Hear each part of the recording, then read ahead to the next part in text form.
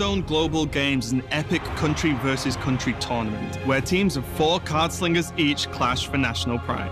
And in the end, the UK always wins. Wait, everybody knows it's Germany always wins. Aren't you Polish? Is winning all that matters? It's all about fun and getting along with your teammates. That's easy when their skills are legendary. Or in this case, you have an ace player who will never let you down. So we're gonna see the same old archetypes then? No, every team needs to bring all 9 classes. So we're gonna see Hunter? I wonder. So let's recap. It's 4 regions, 48 countries, but Only one winner.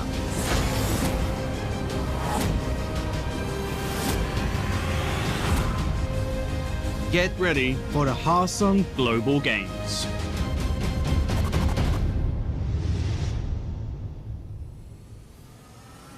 Hello and welcome to our final week here in the Hearthstone Global Games studio in Katowice. I'm Falcone, joined for the last time by Lorinda. How are you feeling, Neil? Mixed feelings, really. Yeah. Really looking forward to today's game. It's going to be absolutely amazing. We've got 2 matches for you and they're great, but last week's kind of sad to see it go. Let's take a look at the bracket so you can see where we're at in terms of the Hearthstone Global Games now. Today, China versus Czech Republic. United States versus New Zealand is actually happening Thursday, as is Mexico versus South Korea. But then the second game today is Ukraine versus Netherlands. Yeah, China, Czech Republic, Ukraine, Netherlands. What a set of games. Yeah, 4 of the best teams in the competition. I think the only team you could argue was in that same league is Russia, who didn't get through the group stage. So I feel that this is one of the best days of the competition so far. Let's take a look at the schedule. Just 2 games, as we said, China, Czech Republic, Netherlands, Ukraine. Should we do predictions today? Up to you. Let's do predictions Yeah, let's today. do predictions. Who do you think is going to take these games? The first one I think China will take. All right. And the second one, I think, I don't know. I don't know who's going to take that second. I can't predict that second one. I'm going to go with Netherlands because I know more of them. Okay. Well, I'm gonna intentionally go against you in the first game. Thanks. It's nice to have some competition. Me and Cora had this last week. We both picked different teams each time. She won. I was going to say she beat you, right? So I feel like I need to now get the one up on someone. You let the Americans come over all the way here to Poland and just make us look stupid. Yeah, so I'm going to go with Czech Republic in the first game. But let's take a look at who's going to be playing for these teams. Jason, Joe, Nightwalk, Omega Zero, Lovely Chuk, Stansivka, Yara Viskuli, Jet Cloud, and Pokrovac. But let's be honest, you know these guys already. Yeah, plenty of names there. Like some of the teams when we started doing this event, I had to look up, oh, who's this player? I don't really know him very well. No, not so much with this particular team. Just know them all already. Yep, they have been some of the most consistent players that we've seen in the Hearthstone Global Games so far. And actually, I've been looking at these guys, their match scores so far over the last few weeks. And both teams have a total score of 7-2 in the Hearthstone Global Games. Wow. A total match score. Both teams, how's that split? So China lost their 2 series in the first phase of the competition. Right. And the Czech Republic won 1 series in each phase of the competition up until now. 1 phase 1, 1 phase 2. Though Czech Republic's loss was when they already were guaranteed to go through. Right. And they did bring 9 quest decks. So it happens. You could argue us, that right? you could argue that they're in a very consistent place coming in. China, they struggled a little bit at the start. They've definitely come back and proven themselves ever since. This is, I mean, it's a hard one to call. I think the reason I want to go with China is because at the start of the event, they had a lot going on. They had lots of clashes with their own internal events, which were also massive events. They didn't have the time to commit to this entirely. And then they've just started massacring everybody since their schedule got free. Let's take a look at the series as it's going to happen today. For the last time, the Hearthstone Global Games format is a best out of 5.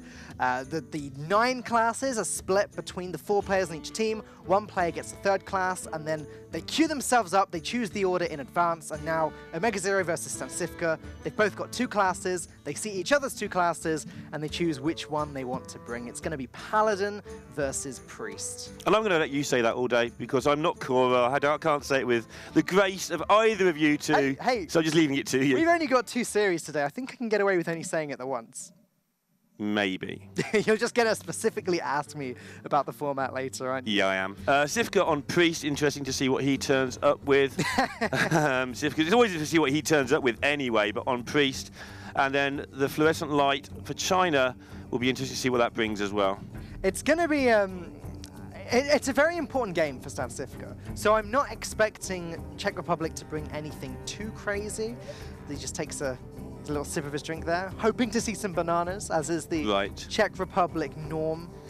The thing is, he brings crazy stuff because he thinks it's good, not because he thinks it's crazy. Like, he brought, right at the start, he made the Blood Bloom, Doom, whatever deck, and won a tournament with that at the start of the season, at the start of the, whatever you want to call it, the rotation. And then he did play at DreamHack a couple of times ago, the Jade Druid with the Moonfires and the Acolyte of Pain. Yes. So he doesn't play it to mess around. He plays it because they think they're going to win. Of course, of course. And he's performed some amazing things with these Blood Bloom Warlock deck. For example, there was one week where I think it was the end of a reverse sweep for him. Right. They would have been eliminated from the tournament, but that game that they won ended up getting them through to stage 2. I think that was back then. But they've done some incredible things, and that's why I am standing by the Czech Republic, Neil. So we'll have to see. You're just more likely to bump into them. That's why you're being like that. Well, I'm likely to bump into whoever wins this series. That is a good point, actually. Ermagazero is ranked 21 in the Gold Series events. Now, ranked 21, chat's probably pretty happy about. They're better than him, nearly. But they start at rank 25, and every time they win the tournament or reach the final, they got like 1 rank.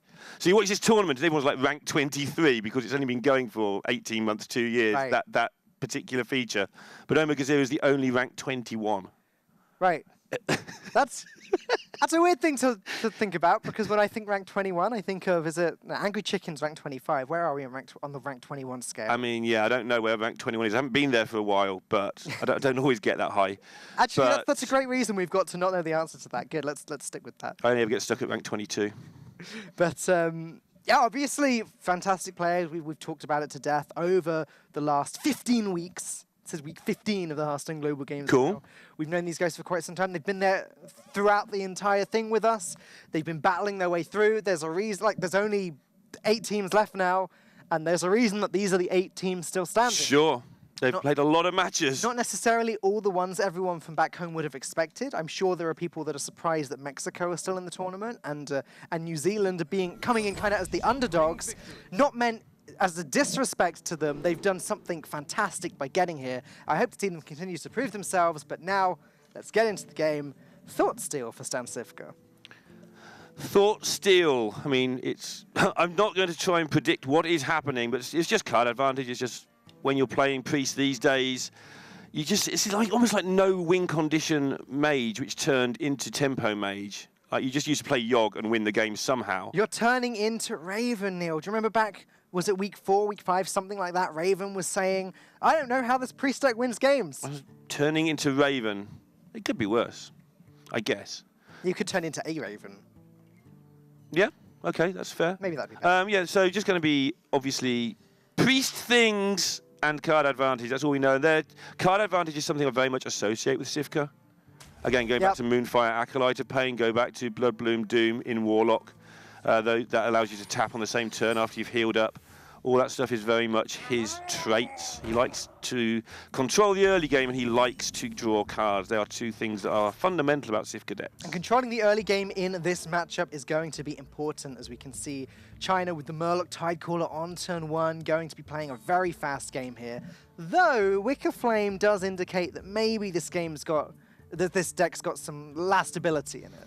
Yeah, it's really difficult with Paladin to predict what people are going to do, because there's so many.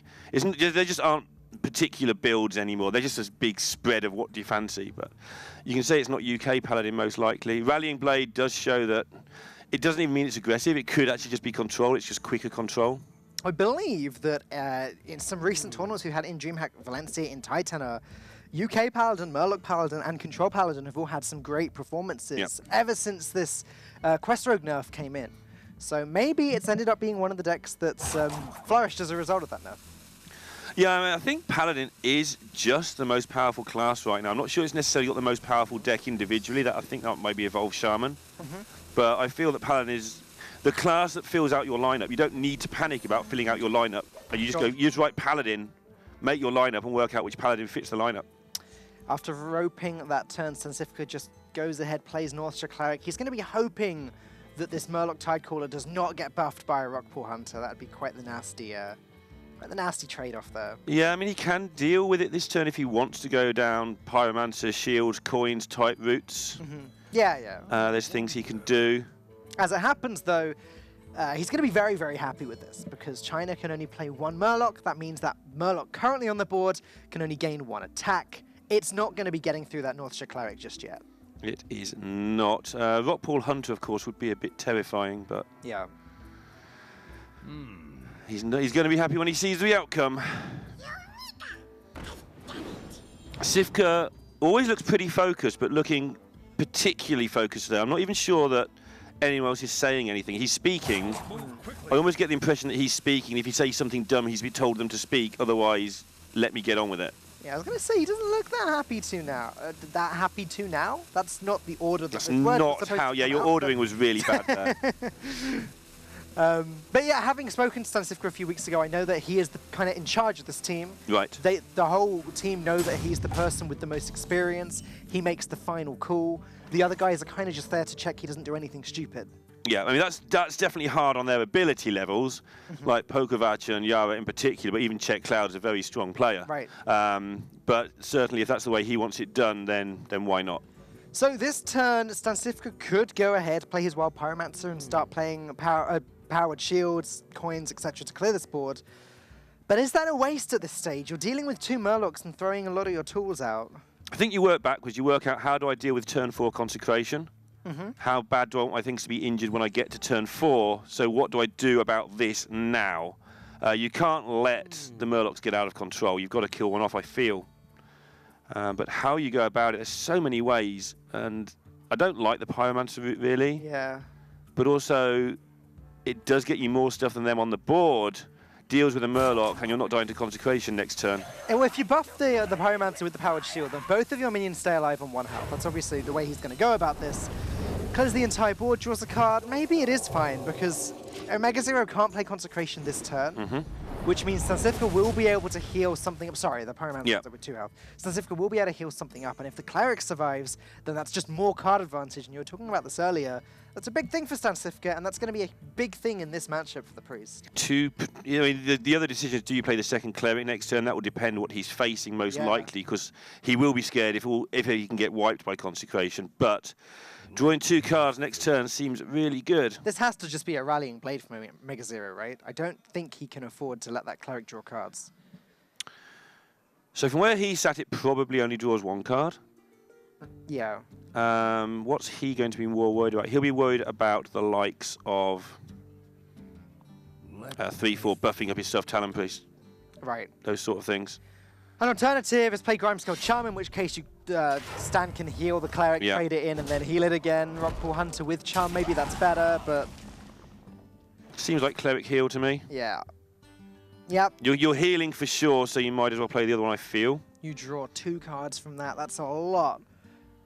Through using very few tools there. I guess Glimmerroot's okay as well. You still get 1 extra card. You put a 3/3 on the board. It's just a shame that the weapon can eat it up so easily. Then again, if the weapon does kill the Glimmerroot, then it's maybe being wasted and not being used on a Cleric. And that's a good thing for Stan. I feel that the Cleric's killing the 1/1 Cleric anyway, so you might as well have it ignore the other one. 2 cards, what's he going to get? All right, more control stuff. This is fine right now. Well, Shadow Visions is great in this type of deck just because of how versatile it is. Stan can grab pretty much whatever card he needs to deal with the situation. If there's a Dragonfire Potion in the deck, that's probably a pretty good call at the moment. It's a shame that Potion of Madness isn't a Shadow Madness right now. Shadow of Pain's going to help him so much. Yeah, it is a shame. Yeah, because they're out of range anyway, it'd be okay later. That Redemption sneakily goes down, and that's a little bit complicated for Stanisivka because he has to play around both.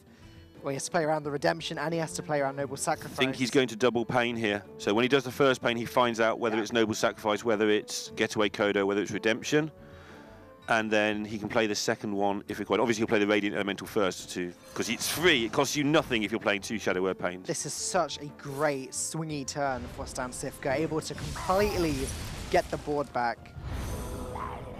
Potion of Madness. And now he can use the Potion of Madness. Sure.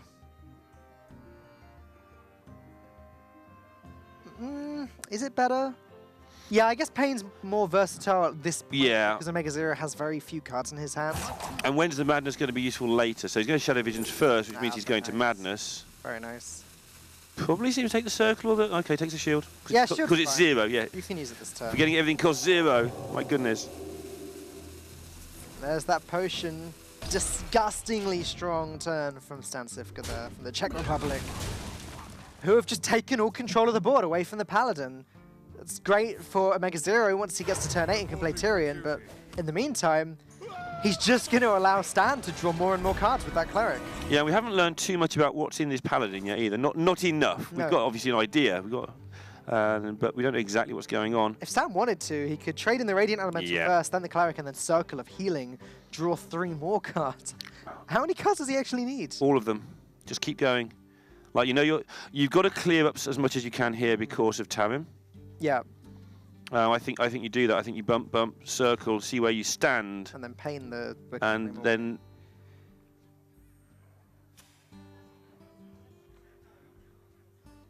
Yeah, that doesn't go well with the clear the board plan, though. That's the problem. You'd have to waste the Pain just to deal with Wicker Flame. You can't get rid of the... Well, you can Pain the 1/1. Wait, which way are you bumping? So I put them both into the Wicker Flame. See, I was thinking you bump the Radiant in first, then the Cleric, because then when you circle, you get the extra draw off the Wicker Flame as well. Mm-hmm. Sure. But then you don't kill the Wicker Flame. So maybe the other way is better. I see. Yeah, I see. That's good news for him. He knows there's no Ragnaros. That tells him a lot about any potential upsets that are coming up. Yeah, this works too. I guess why do all the bumping when you can just continue to have full control of the board? Consecration's not even that bad. And you're right, that was a pretty lucky Glimmer Root there, just because he'd already seen the Grimscale Charm. Yep. It would have been possible that he made a mistake and picked the Light Lord if he didn't have as much information. It gives us more information as well. It does. Even though we've seen a hand, still so many ways Paladins can go. All right. And now, so many options again. If he uses the Shadow Visions, we can possibly think there's no Elise. Yes. Not necessarily, but Sivka does tend to play a very greedy game, so there's nothing he needs from Shadow Visions right now anyway. Yeah, exactly. That's what I was just thinking. Like, he can just heal up and continue drawing random cards from his deck. There's no reason to be choosy at the moment. All of the powered shields. We haven't seen a card cost more than 3 yet, I don't think. It's very early game There we stuff. go. There, of course, that was always going to happen.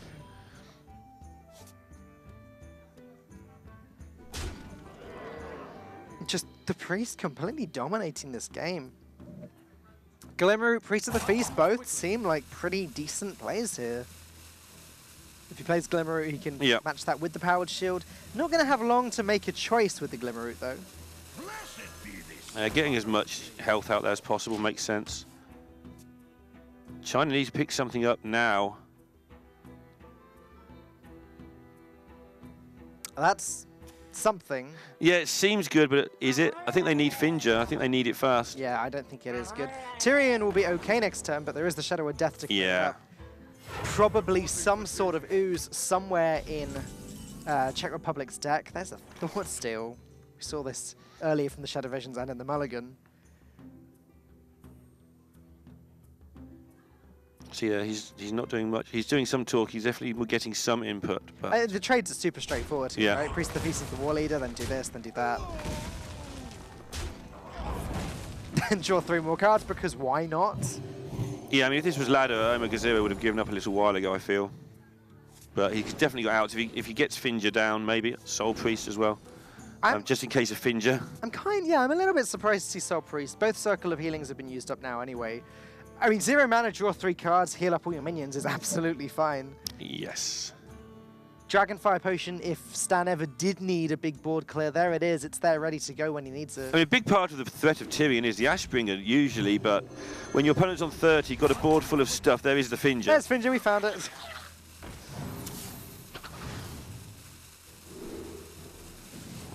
A very easy pick there for the Curious Glimmerroot. We've seen a few hard picks in the Hearthstone Global Games. We've seen some really weird picks. We've seen a wrong pick. We've seen wrong picks, yeah.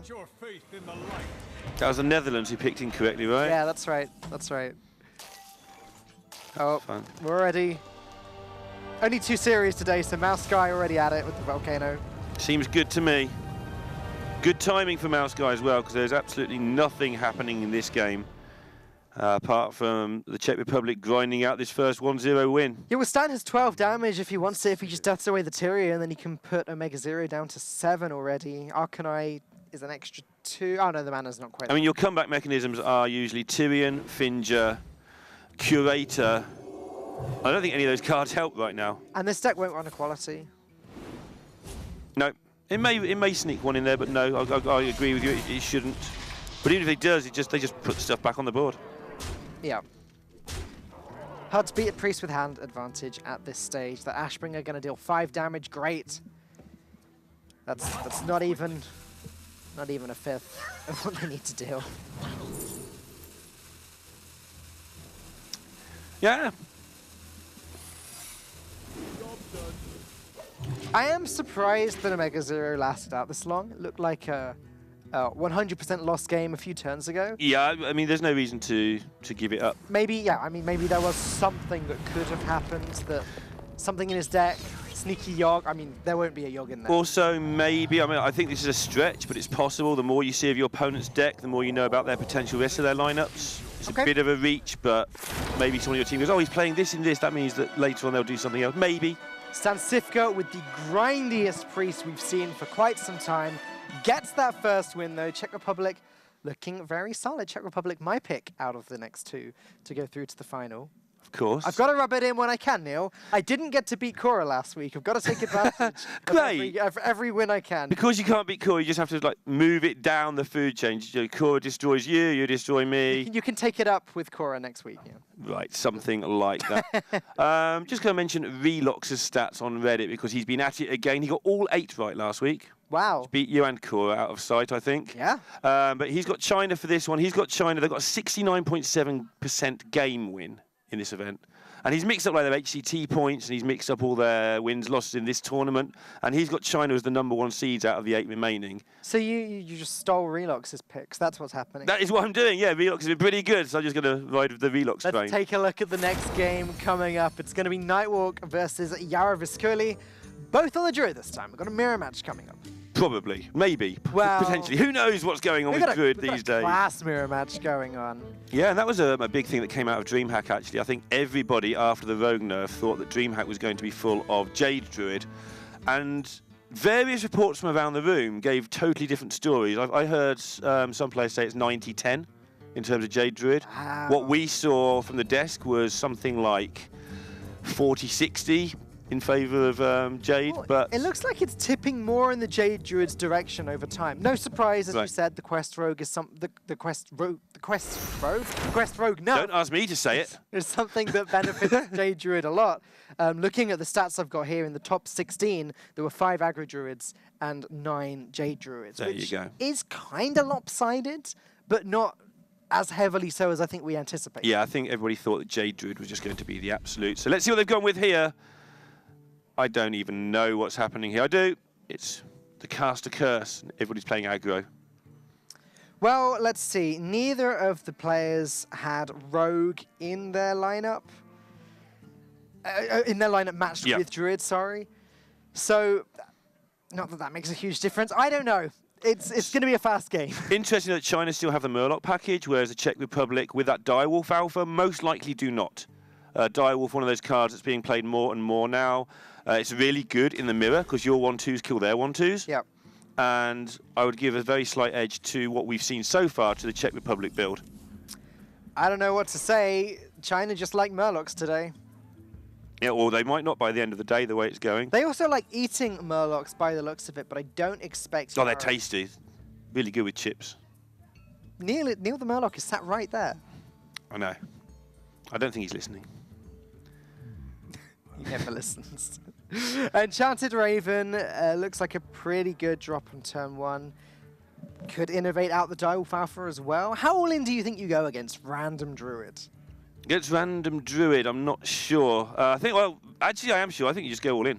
I think you expect it to be Jade Druid, both for the reasons we described earlier, and also because China paired their Druid with Hunter. Right. which would indicate Hunter fast Sure. deck, Jade Druid slow deck. Yep, I'm good with that. They also have the thing they've got to count their outs for the Innovate. It depends how many 5-drops they're playing, perhaps. Okay. If they've got Bitter Tides and Finger, which I don't think they have, maybe 2 Flappy Birds, maybe they just count their outs first. But going all in against either sort, you either get the board against the aggro, or you just commence the beatdown, because the Power of the Wild next turn is good against the Mirror. Completely agree. Against Jade. I like this all in a lot here, and China are going to struggle to keep up with this based on first impressions. Patches might help. Patches with Mark of Yasharaj next turn, maybe. Oh, South Sea Captain. Fruity. Not that common in Aggro Druid. No. I did see, again, when I was with Stansifka in Paris, I peered over his shoulder when he was playing at some point, and he was playing South Sea Captain in his Druid then. It's something he thinks is pretty good, pretty standard. I mean, you're playing Bloodsail Corsair. I know when I've played, like, when I've been messing around with decks, things like Kazakus Warlock, and you play a couple of Pirates, Captain's just good. Yeah. It's a 3/3 that occasionally has a buff, occasionally brings a Patches into play. And those occasionals actually make a 3/3 worthwhile a lot of the time. I mean, it's like a 3-mana 5/5 when it summons Patches. Sure. Yeah, that's completely insane. And you've only got 2 Corsairs. I think it's worth it. Whether you play 2 or not is another question. But then they buff each other, so that's interesting too. Can't help but think this turn should be a pretty straightforward Power of the Wild, make the trade, and smack face with the Direwolf. Yara spent some time talking it through with his teammates, but there we go. No Flappy Birds in sight just yet. Yeah, the actual 1 point of damage you miss out from attacking face with the Direwolf instead of the Raven, obviously. Strategically later, you're going to have a Patches in a minute, it'll buff that, you'll get that 1 point straight back, and the card is just likely to do more damage over time. The actual damage you put into face shouldn't be hugely relevant. It's just who gets the board will end up winning. Patches getting a nice trade there, but China are not going to like this turn coming up. Mark of Yasharaj must seem tempting, but South Sea Captain summoning a 2/2 Patches that can just trade away one of these Corsairs just seems too strong. Yep, the upside of what he did last turn in protecting that Direwolf, like I say, misses a point of damage to the face, and in return, he gets all this massive upside. Oh yeah, of course. Patches is actually going to be a 3/2 with charge. That's going to be insane. That's kind of nuts. Looks like Czech they're taking their time. There's no need to rush any turn in Hearthstone. You got to think, even when the play seems obvious, you don't want to give away the fact that your play is obvious, that you don't have any other options.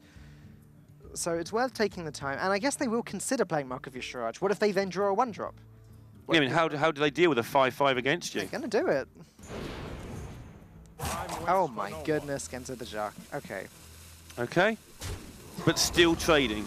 Yeah, a little bit risky. If they draw Patches now, then it'll be a little bit frustrating. Not the end of the world. I guess that's part of that discussion, though. Patches cost 1, obviously. Captain costs 3, so you just play them generically and naturally and just get on with your life. Genzo the Shark production, helpfully having it pop up on screen there. The whole point of this card is that as the Aggro Druid, you want to empty your hand, and then you attack with this, and you refill your hand. Unfortunately, in the mirror, it can also benefit your opponent. It can kind of... You could be in a position where you've got Genzo and don't want to attack with it because you don't want to draw your opponent cards. So weird, this. Yeah, exactly. I think they won't use it much in this game if they can help it. I still like the look of the Captain, but... It's now more awkward than it was before. Yes. Because this whole board is... it's kind of okay. Direwolf trades nicely into the Crab, and then... You say nicely, I mean, Swipe says you're wrong. Swipe does say I'm wrong. So they've got to be a little bit careful about how to set up the Swipe play. That said, worst case scenario, Swipe... Oh, it would still call the Patches. If they play Genzo now, they do get the immediate card from it. Next turn. Yeah, more immediately than their opponents. I know what I'm trying to say, I just don't use words very well. We see Finger coming down already. Wow, okay. Unfortunately, for Nightwalk, he hasn't been able to reduce his hand size down to less than 3. Right. So he's not going to benefit from this Genzo. That's still not Patches, that's a Flappy Bird, and now it's a little bit more complicated. So Direwolf Alpha definitely goes down this turn, but then the question is, which 3-drop do you drop? That Flappy Bird, when it doesn't come down on turn 1 or 2, just seems awkward a lot of the time. When are you going to force it through? I guess if you play it now, it forces all the trades the way you want. It forces Finja to trade into it, and because of the Direwolf, it's a straight trade, it's an even trade as well. I guess the Murloc War Leader will come down. I think if you play the Flappy Bird, it gives you other problems. Do you even play the Direwolf if you play that? Because the Finja then just going to have a good chance of wiping out loads of stuff. If Finja just draws one of each. Yeah. At the same time, emptying the hand is something that the Czech Republic are going to want to do, just to get this extra hand advantage. Which to me, I think means you play the captain, but then it's not buffing anything. All right. Can I go with the fledgling? And there's a fair chance this whole board, well, nearly all this board gets wiped. Oh my goodness, double captain could come out next. Okay, so they're going with this because the Flappy Bird has to die, and you can't kill both these things because you can't get War Leader and Bluegill very often. Yeah. Well, in this case... Yeah, as it happens, there's stuff in hand that's going to help that. Get everything. Second Bluegill Warrior comes down as well.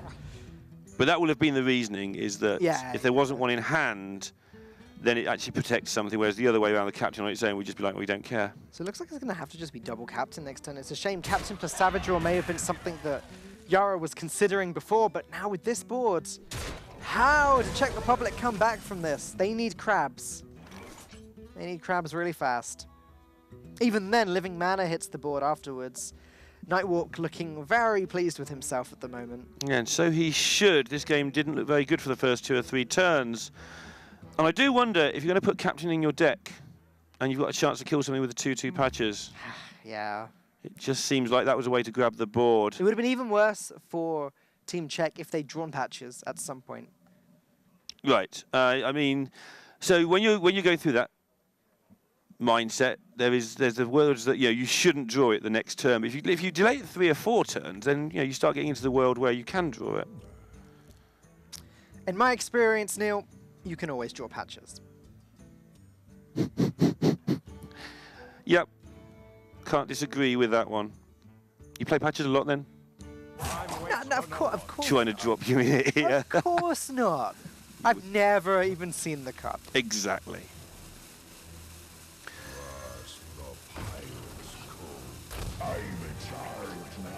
Savage Roar might be tempting. Nope, going to go with the captain, but it doesn't allow him to make any trades. Just filling up that board. He knows Finja's not going to...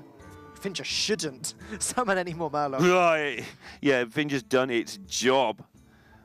But that in turn means that Finja can just trade into one of these captains and free up the board. Yeah.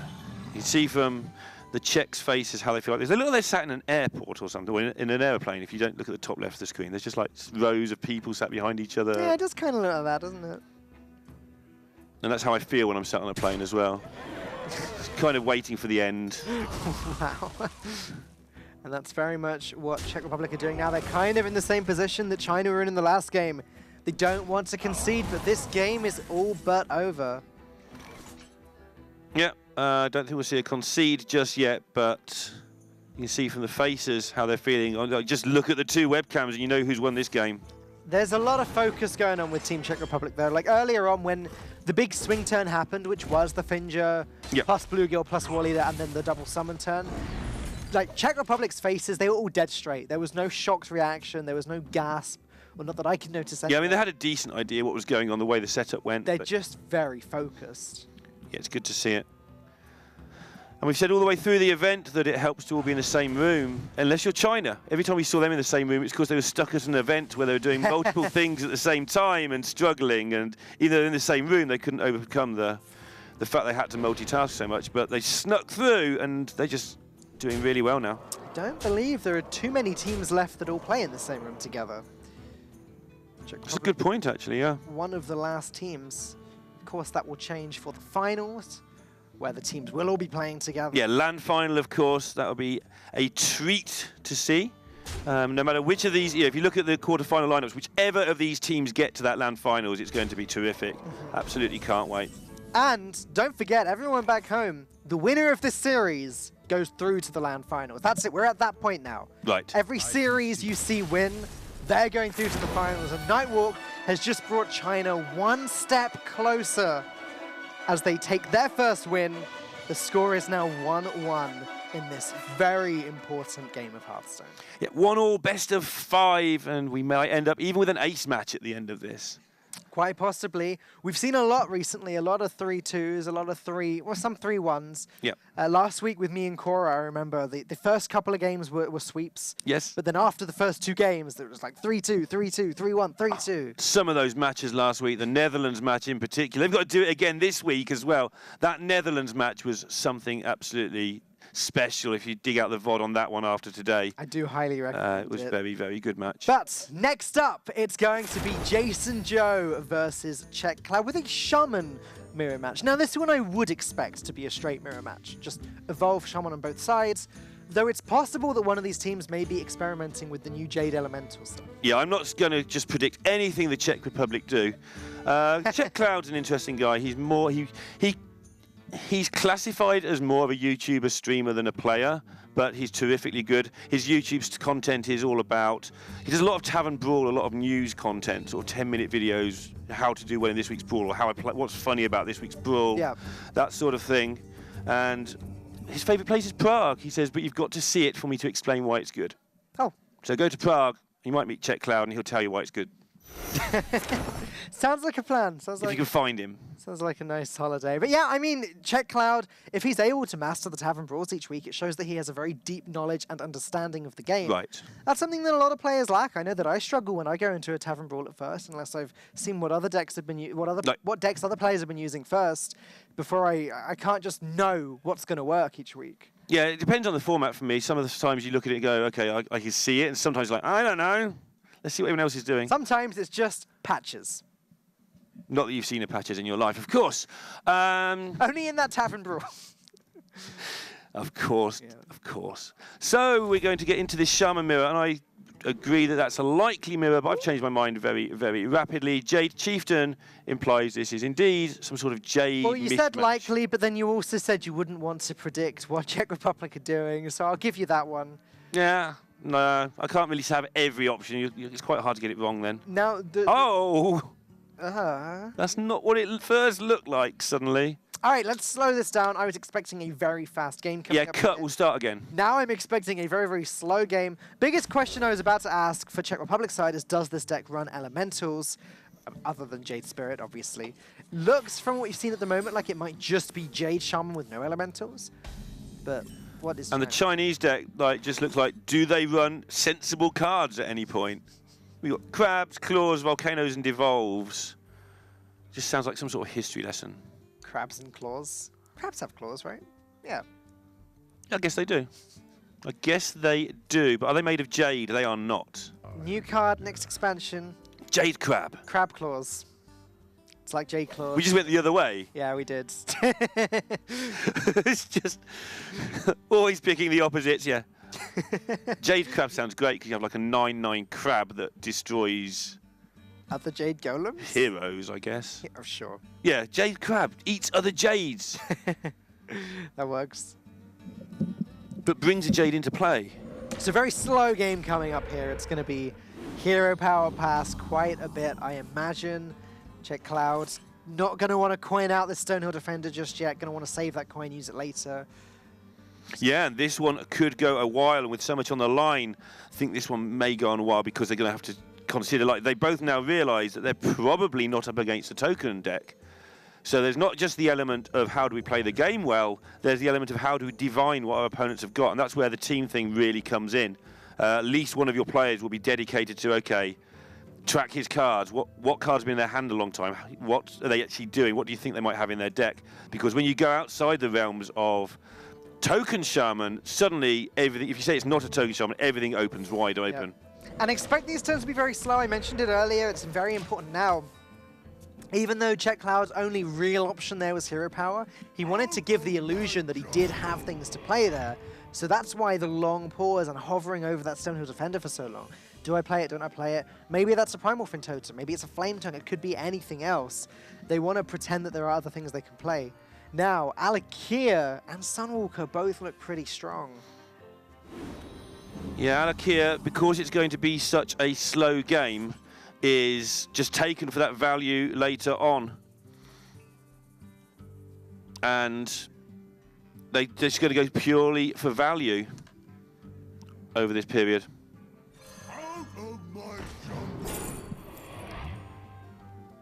Okay, so same deal here. White Eyes might be good for the value. Earth Elemental is big. Yeah, it depends if if they want to have something big that's going to contest with the board. Maybe they're afraid of an Evolved Shaman at the moment. Right. Maybe they're afraid of... Yeah, they need to work out, do we need to do the damage now? Does the 7-8 help us? Or do we just want this really long game that's going to go 1,000 turns? Because they're not going to be 100% confident about what they're against at the moment. I don't think anyone is at this point. And we aren't 100% confident with what's in their deck either. I mean, if they've got things that can copy their cards and have double White Eyes, that becomes amazing on turn 16 or something. Yeah, and both of these teams are just set out for this super grindy game. And the weird thing with these is you always have to be just careful of one-hit Bloodlust. So you can afford to get behind. Yeah. But if your opponent's threatening a lethal with Bloodlust, if they're threatening like 3 off lethal, you're probably fine. But if they're threatening actual lethal, you usually have to start panicking. It's kind of always been the problem with Bloodlust. It's that it appears occasionally and just kills you when you don't expect it. And that's kind of the benefit of playing against Evolved Shaman. At least you know to expect it and expect 2 of it. When you're against a deck like this, where it's slower, it's grindier, and there may or may not be some Bloodlust at some point, you kind of have to half-heartedly play around it, but it's not easy. It's not easy to... It shouldn't be there. And you have to assess how many of your resources do you use in order to play around it. You don't want to go too mad. This is where, when you're Stan Sifka, you have a slight advantage in matches like these, because against a lot of people, you just assess, he's playing that, he won't have Bloodlust. Yeah, right. But against Sifka, you've always got this slight edgy feel of, there might be something weird we've not seen before. And, you know, the tech card could be so important. So picking up an early Spirit Echo is interesting. It's a card that Czech Republic may want to play with Jade Spirit. They may want to play it with Aya. I guess that's the dream. Unfortunately, playing it with Aya is quite a few turns away at the moment. But they don't, I mean, with this hand they have, they don't mind waiting some time. They don't want to Jade Spirit till they've got down to 5 or 6. There's a situation last week that yourself and Cora described perfectly where there was a Spirit Echo. They didn't really want to play it because they were going to get like a horde of totems back in their hand. Yeah. And so you were discussing how they needed to clear their hand first before the Spirit Echo was actually worthwhile, because otherwise you're just going to clutter up their hand. It's a very difficult balance. Spirit Echo is a card that causes players to mill cards very frequently. There is a Primal Fin totem in China's hand. I really don't know what that Jason Joe's playing at all. Yeah, I mean, his opening hand, we both just said it's token, move on, and then he mulliganed, and suddenly he's got a handful of weirdness. So I feel like this is a deck that when it curves out is fantastic. Was that a Stonehill Defender that just got hexed? Sure, why not? It was. That's okay. I mean, sure, why not? Obviously, Czech Cloud going for complete board control here. He gets the 3-1 with Wind Fury. That's not bad if Jason Joe can't remove it, which he actually can't unless he wants to use Devolve. The problem with using Devolve here is that there's likely to be a Spirit Echo later. If you devolve this board, then you're not devolving a board that will then come back and bite you. Dust Devil can just be the most annoying. Dust Devil sounds right. Yeah, that's it. Can be the most annoying card. I remember when, oh my goodness, the thing that goes wee when it attacks, my brain's just Whirling switched off. Zap-O-Matic. Yeah, that's it. Whirling Zap-O-Matic. When that was actually playable because of the way that mechs functioned. Yeah. You know, if you couldn't remove it, you were going to die on turn 2 or 3 or 4. And Jason Joe simply is not going to remove it. Thing from below going to come down. That's the best he's got. But given that Czech Cloud just hexed a Stonehill Defender, I think this 5-5 is about to become a frog. Yeah, they seem to be on that plan. Obviously, then the Dust Devil can just clear up the 2 totems as well. I guess Devolve is worth considering, but trying to get a 5-drop then, it's not the best Evolve. Yeah, and I was going to say we don't know for sure if there's an Evolve in China's hand. Obviously, they picked one up last turn, but Czech Republic won't be expecting that. No. Do you think Jason Joe just ran out of cards? Like, started building this deck and then started looking at someone else's list and just did the other half from the wrong list? It's Hybrid Shaman. I mean, it is. It's half Evolved Shaman and half not Evolved Shaman. Something to note here is the way this is built. I suspect there's one Doppelgangster. One. Yeah. I feel like this is a control deck. Well, it is a control deck. You can see from their hand it's a control deck. But if you're going to play one Evolve and you're going to play a bunch of tech cards, I don't see why you wouldn't play a Doppelgangster just for a quick bit of burst. There's the Maelstrom portal popping up at the exact right time. I guess last turn would have been slightly easier, but now Maelstrom portal going to clear up both of those minions that have 1 health. And everything else. And everything else as well, yeah. He's being very careful with his Jade Claws, not in any hurry at all to commit those. But Czech Cloud and Czech Republic, they haven't been careful with their hexes. Both of them have been used already, which means Jason Joe knows he doesn't need to play around that card anymore. He still needs to play around Devolve to an extent. Which he probably knows is in the hand, the way that the hexes have been thrown around as well.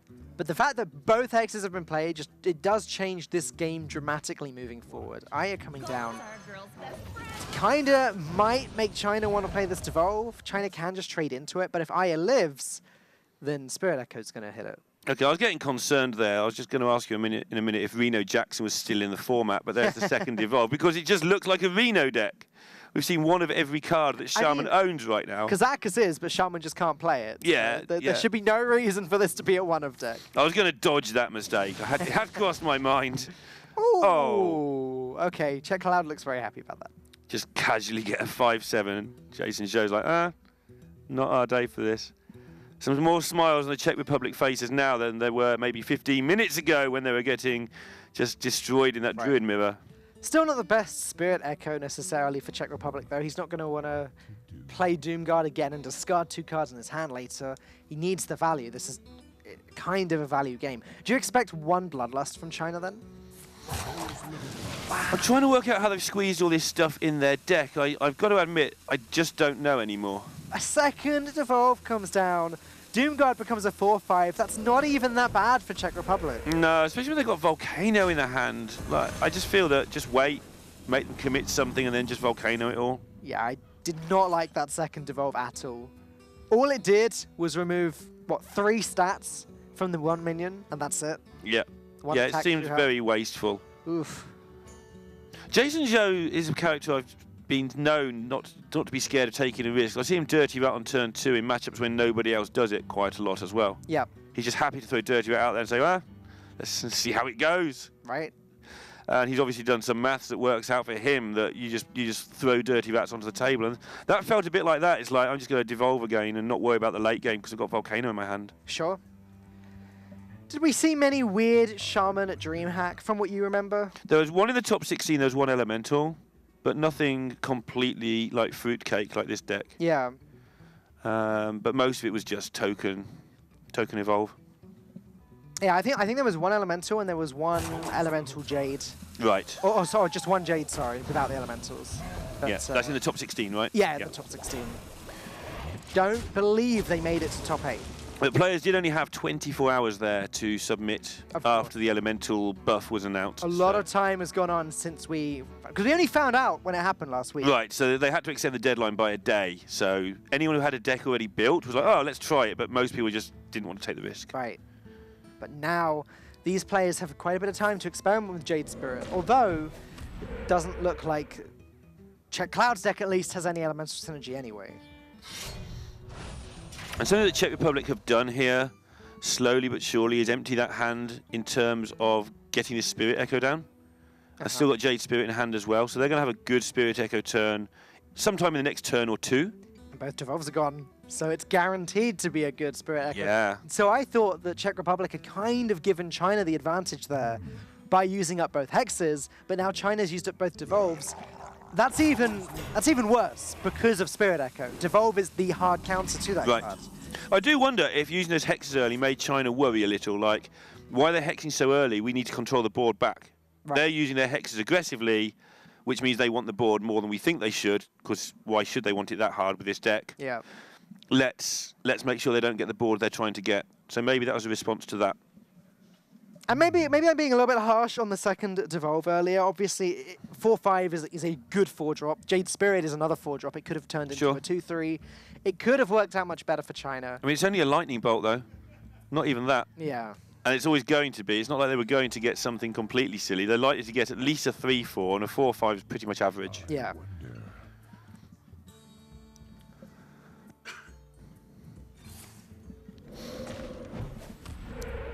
Like, it's all well and good building up these massive boards that both teams are doing, but they're not going to get through anywhere. Unless there is a Bloodlust hiding away. I don't know, Czech Cloud doing a pretty good job here, playing the Split Echo and trading straight in. Unfortunately, he can't trade in the Jade Spirit because he decided to trade in the Jade Golem instead. A little bit risky if there was a Hex that could be punishing, but then, does Czech Republic care too much if this Jade Spirit gets hexed? Probably not. Yeah, they've spent the last few turns setting that up, I feel, and worked out nicely for them. Gonna have a nice 1-1 Searing Totem popped back in Czech Cloud's hand later. I wonder.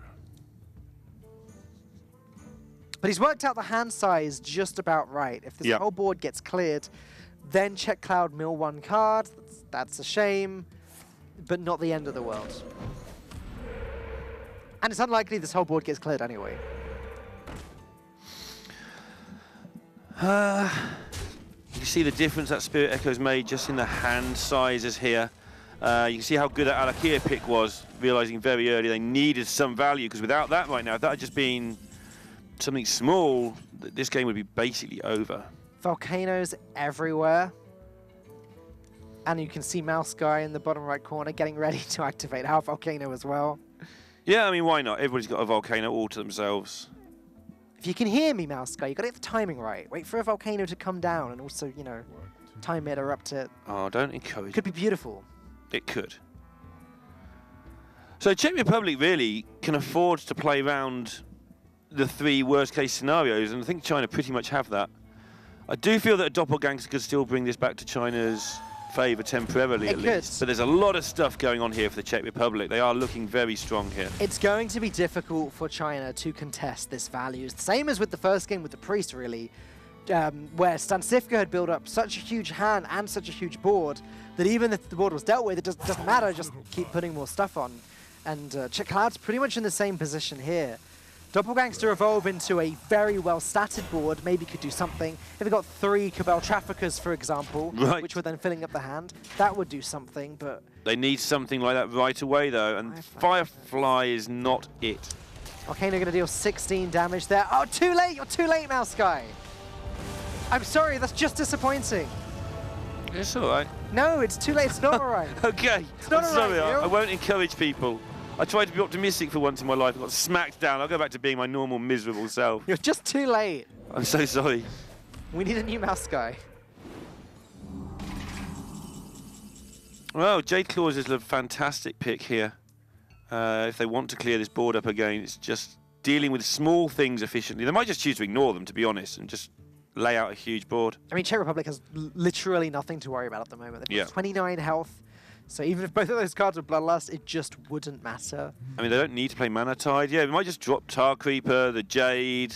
We might see White Eyes get in there so they can start getting that, that 10 drop. There's a whole bunch of different combinations of Czech Republic can play. Gonna drop Mana Tide Totem. Sure. Oh, interesting. I was wondering if Tar Creeper plus Mana Tide Totem plus Jade Spirit, maybe that was an option. This works too. I thought they might actually slow down on the card draw, but no reason to. No, not really. Emptying the hand is good. Playing that Searing Totem, getting that out of the way, great. This Alakia is going to have to do a lot more work than it's paid for. And even if there was a Volcano now for Jason Joe, he just wouldn't do it. Again, both devolved. Firefly number 2. Yeah, Jason Joe's just seen enough Fireflies for one lifetime. And he goes 2-1 down. Czech Republic 1 game away from the LAN finals now. So close, they can almost taste it. I'm not sure what LAN finals tastes like, but I bet it tastes good. Yep, for China, it's all down to Lovely Chuk at this point. He is the next player for them, and if he wins, then he is also the ace player. So everything, China's entire hopes of going to the LAN finals, all on that one man's shoulders. Yeah, Lovely Chuk is an insane performer, though, when it comes to LANs. He seems to get it done at the right times. He goes missing for a while, then he does just stuff like every year they have a grand final in Gold Series. He's been top 4 in all 3. And then he just goes missing and everyone goes, oh, Lovely Chuk, he's finished. He comes back and does it again. It's like, all right, he's not finished. You can't get rid of this guy. Well, this is the right time. If you're going to pull it out of the bag, do it when it counts. Now is the time for Czech Republic. It's Pokrovac up next. Stansifka as the ace player. And a Warrior Mirror. What is it with mirrors today? That's the third in a row. That is the third in a row. But there's been nothing like mirrors. Oh, there have been mirrors. The Druid was kind of a mirror. The Shaman was kind of a mirror. But they've both been very interesting in terms of mirrors. So Quest Warrior is one of these decks that got a notable buff, I think, when the Quest Rogue was nerfed. It's a deck that I expect to see a little bit more of at the moment, although we're still probably quite balanced on the Quest Warrior, Pirate Warrior thing.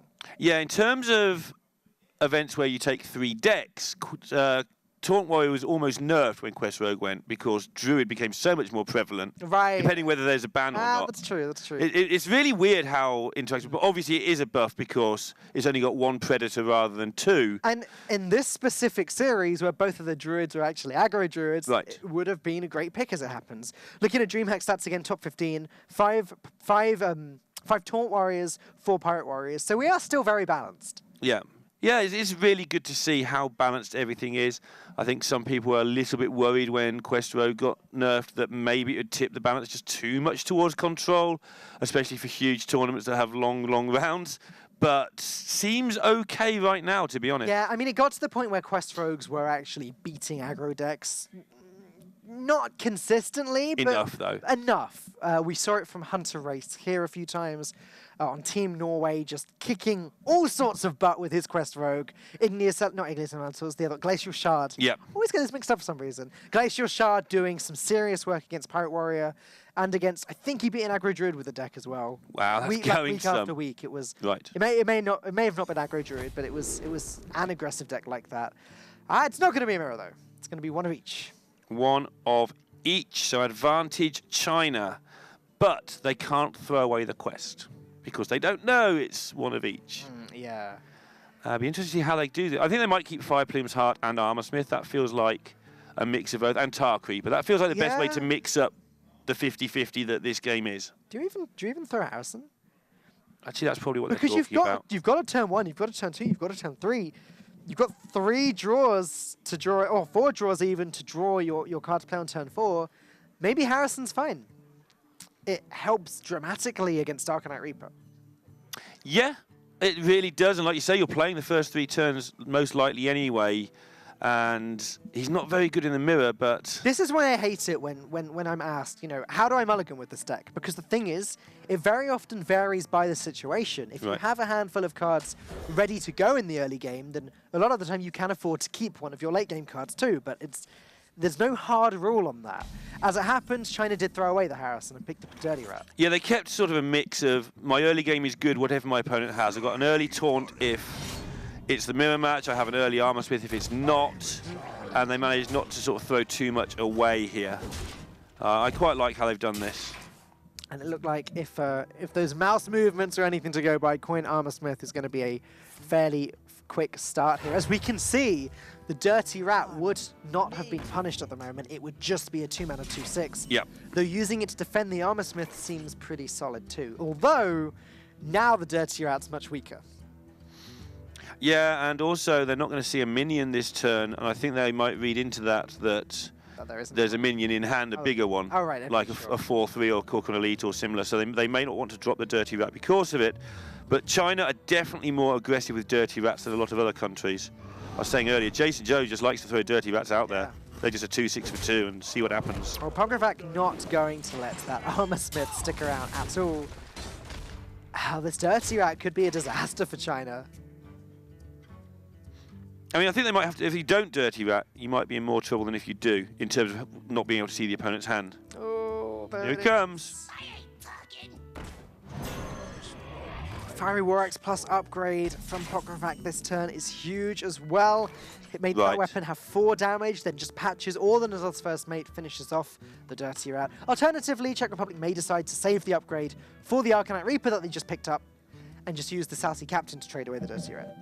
Yeah, that's going to be the decision they have, because the swing with the axe this turn, swing with the axe the turn after, probably does some more good stuff.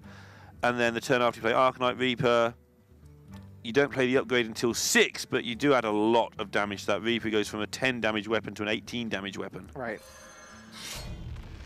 Makes a huge difference. It's one of the ways that Pirate Warrior can just win any matchup by just pushing more and more damage come turn 5, 6, and 7. So the total damage difference, this changes from a 6 to a 12, so you increase it by 6. Yeah. The Reaper goes from 10 to 18, it's 8. So if you upgrade now, you're giving up 2 damage in the long run, but you're getting a much better state now. You may protect a minion.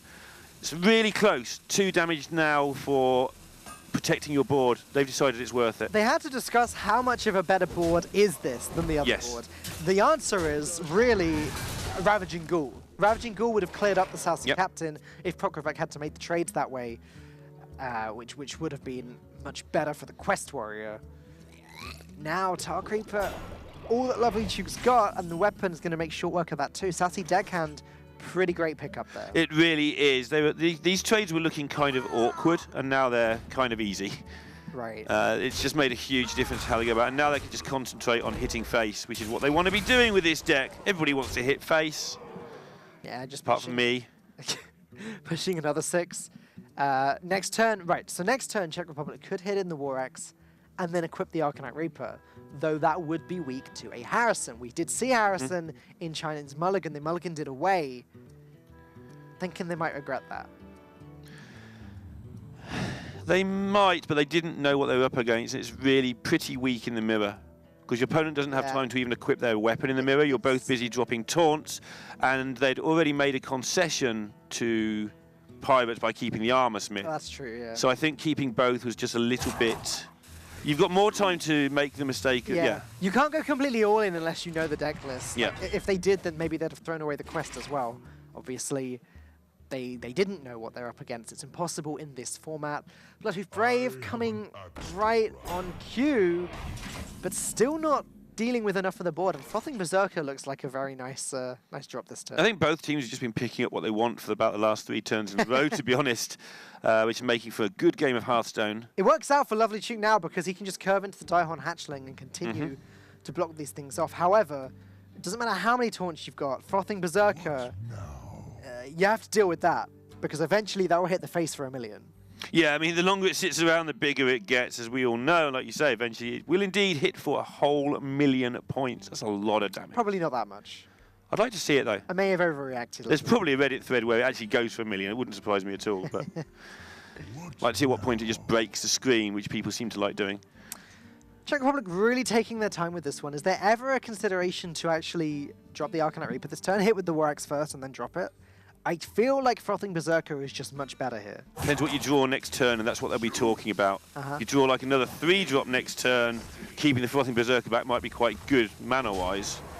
And if you draw another, say, Arcanite Reaper next turn, suddenly this is a mess. So that whole turn was complicated for them because they're working out what they're going to, what's left in their deck, what the probability of each card is they're going to draw. Like the Pain not going to do anything, so... Oh, it's Daihon Hatchling and hope that there's no damage in Czech Republic's hand, I think. Hatchling and hope. Arcanite Reaper, though, with the South Sea Captain, going to make short work of that. Frothing Berserker going to get buffed up to 8 attack. Oh, my goodness. See the reaction from the Czech team there.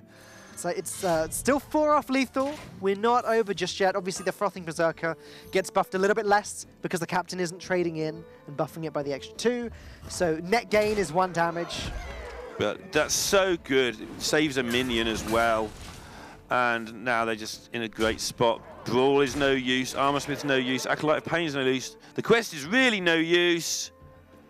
Dirty Rat isn't enough. And China look for all the world like they are going out of the Hearthstone Global Games after looking like the strongest team. Is Dirty Rat, Armorsmith plus Hero Power not enough? No, it's nowhere near enough. That's it.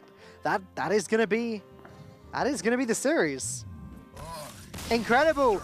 Lovely Chuk concedes. Pokravac takes the win. Czech Republic are the first team going to the LAN finals of the Hearthstone Global Games. Feels pretty good to be Czech right now. It really, well, I don't know. I'm not Czech. But it is fantastic to see them going through. I know they've been one of the more popular teams for people to cheer on in this tournament. I'm sure there's a lot of people out there happy to see that result. I'm sure there's a lot of people in China unhappy to see that result. Yeah. China has a huge Hearthstone following, and they needed a bit of a pick-me-up after HCT, and this is not that. Quite surprising for China. I mean, as you said, they've been one of the most consistent teams. Sure, they struggled a bit at the start when they were, because they had a lot of other events to do, but it's all about Czech Republic now. Let's have a chat with the guys on the team. Hey, Team Czech Republic. Hey, guys. Congratulations for being the first team to get through to the LAN finals. How are you guys feeling about that? Really good, to be honest. China is very good team. So yeah, we prepared this time really a lot, and I'm really happy it paid off because, for example, with the priest, we practiced a really long time to bring the deck in, and I'm really happy that it worked out. So what was the thinking behind bringing that priest deck then? Well, in the global games, you need to think how to pair the decks, and we pair the decks with Rogue, and it kind of struggles versus Mage and versus all aggressive decks. Okay. So, if you kind of mix it together, then you cover the whole field.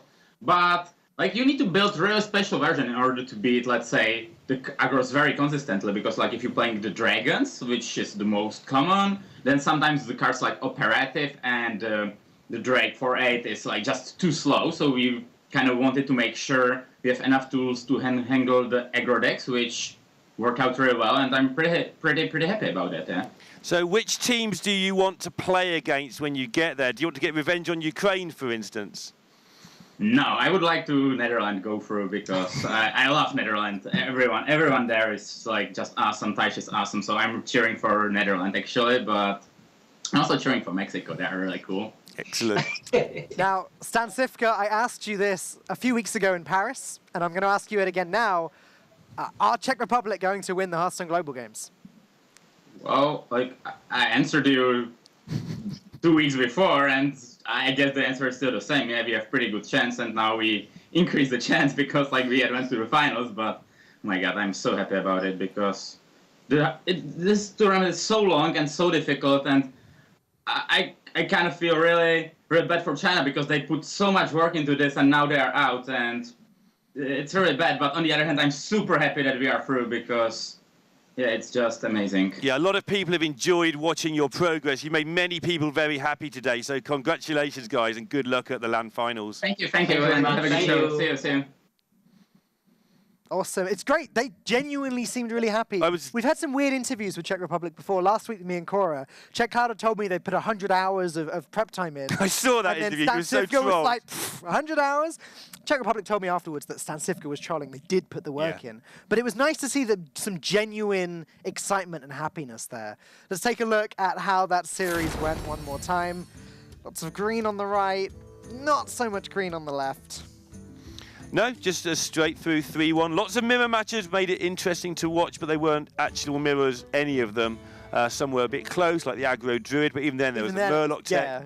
And that's the thing that is defining this tournament. It's not so much which cards, which decks you bring, it's which cards you bring within the decks, which tech cards. A lot of people bring the same 27, 28. It's those 2s and 3s that are making the difference.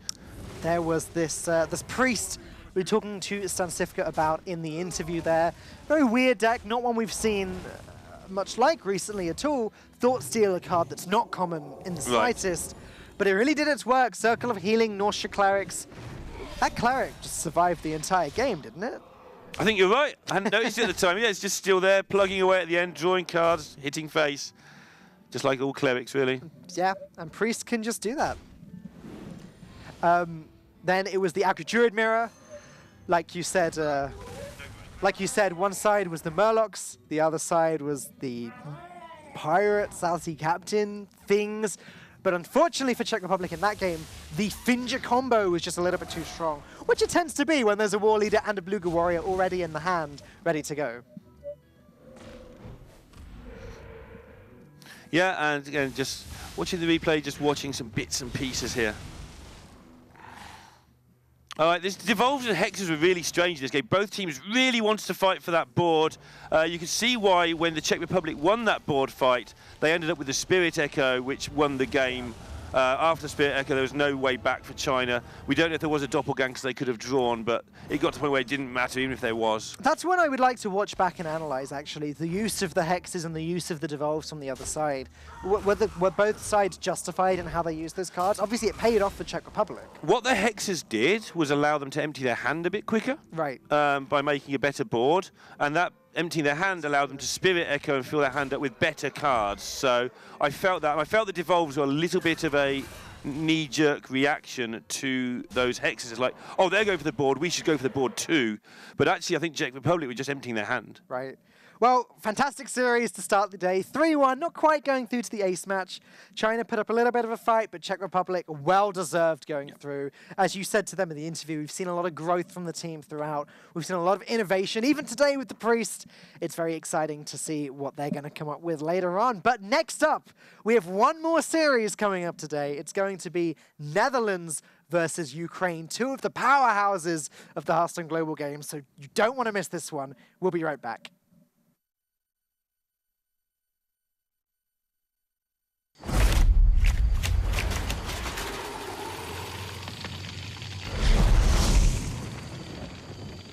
We're almost there. Quiet down, everyone. This is not like any of our previous expeditions.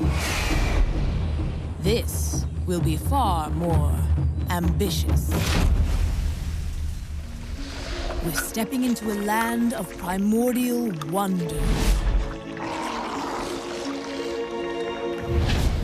Infused with astonishing elemental energies. The plant life here holds very unusual properties. So don't touch anything. And while you may be excited to see the local fauna, you might want to make sure they don't see you. Because their powers of adaptation are devastating.